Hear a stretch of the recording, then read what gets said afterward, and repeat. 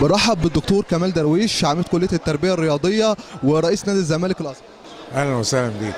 دكتور كمال، انطباع حضرتك عن المؤتمر الدولي السابع حول التنمية البشرية والقضايا الرياضية المعاصرة؟ شوف، هو الحقيقه المؤتمر بيبحث يعني حاله من الحالات اللي احنا حاليا في المجتمع المصري في ظل الظروف السياسيه والاقتصاديه اللي احنا بنعيشها، محتاجه كادر او كوادر بشر من نوع معين يتناسب مع الاحتياجات الخاصه بالمجتمع في الفتره دي.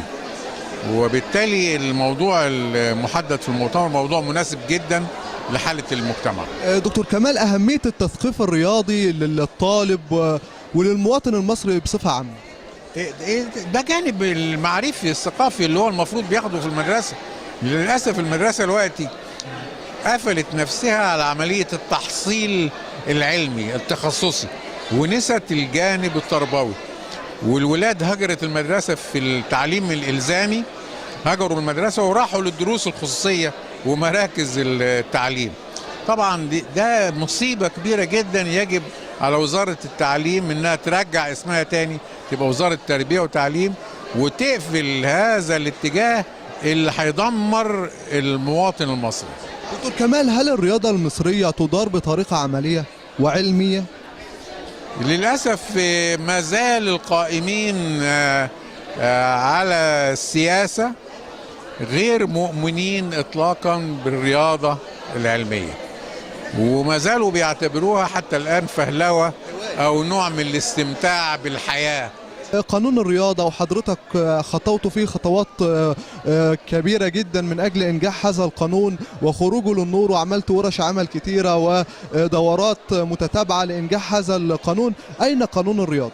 والله ضاع كل المجهود اللي بذل ده في عدد ساعات كبيرة مع كل الخبراء سواء متخصصين أو غير متخصصين واللي موجودين في المجال الرياضي على مدار أسابيع وعدد ساعات كبيرة جدا.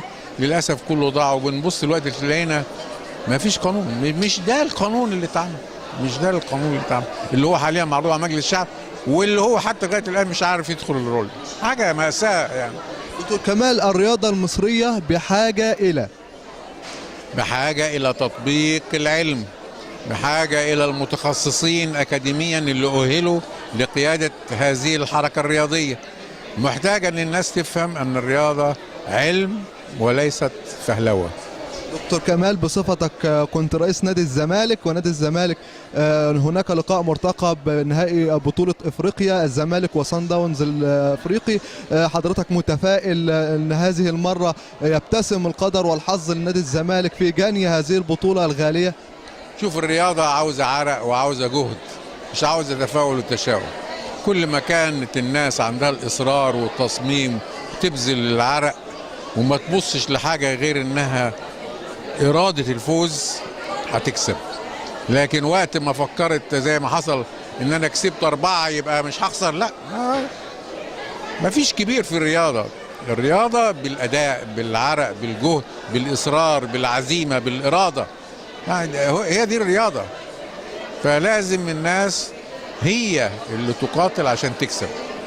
الملعب هو الفيصل، مقدار المجهود المبذول هو الفيصل، الإرادة هي الفيصل. بتمنى لهم كل التوفيق. دكتور كمال، أنا بشكر حضرتك شكرا جزيلا. أهلا وسهلا بك.